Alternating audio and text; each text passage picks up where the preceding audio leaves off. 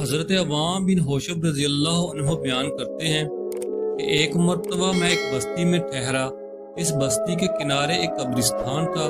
جب عصر کا وقت ہوتا تو اس قبرستان میں ایک قبر کھلتی اور اس میں سے ایک آدمی باہر نکلتا جس کا سر گدھے کا اور باقی جسم انسان کا ہوتا، اور وہ گدھے کی آواز میں 3 چیخیں مارتا اور پھر اپنی قبر میں داخل ہو جاتا۔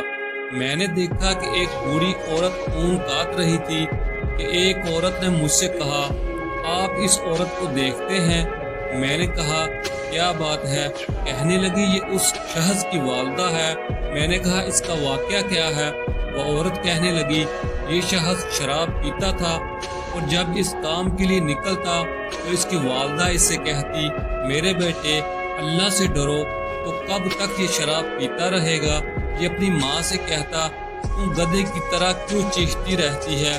اس عورت نے بتایا کہ یہ شخص ایک دن عصر کے بعد فوت ہو گیا۔ اس روز سے اس کی قبر ہمیشہ عصر کے بعد کھلتی ہے اور یہ گدھے کی سی 3 چیخیں مارتا ہے اور پھر بدستور اپنی قبر میں چھپ جاتا ہے۔